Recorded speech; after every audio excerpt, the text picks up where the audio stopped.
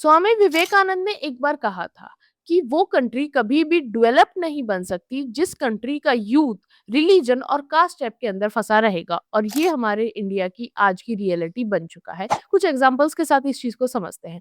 सबसे पहले है तरुण का एग्जांपल। एक 26 साल का लड़का जो उत्तम नगर दिल्ली से बिलोंग करता था, वहां पर एक छोटी सी इंसिडेंट होने के बाद मुस्लिम मॉब उसके ऊपर अटैक करता है और उसको इतना पीटते हैं कि फाइनली उसकी डेथ हो जाती है।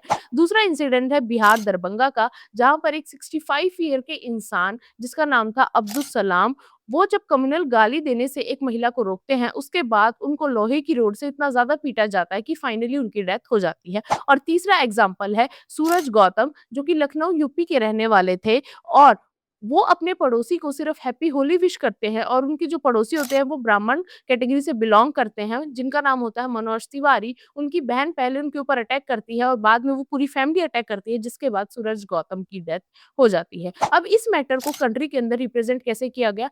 एक ब्राह्मण ने एक दलित को मारा, एक मुस्लिम ने एक हिंदू को मारा और एक हिंदू ने एक मुस्लिम को मारा। वो वाली न्यूज़ थोड़ी कम कवर की गई। अब यहाँ पर सारी चीज़ों को देखने के बाद हमारी ये समझ आ जाना चाहिए कि हर केस के अंदर सबसे बड़ी चीज़ क्या है कि इंडिया के अंदर ह्यूमैनिटी की जो फीलिंग है वो खत्म होती जा रही है। हमारा जो लॉ एंड ऑर्डर का सिस्टम है वो खत्म होता जा रहा है और हमारे अंदर जो हेट्रेड है एक दूसरे को लेकर वो बढ़ती ही जा रही है।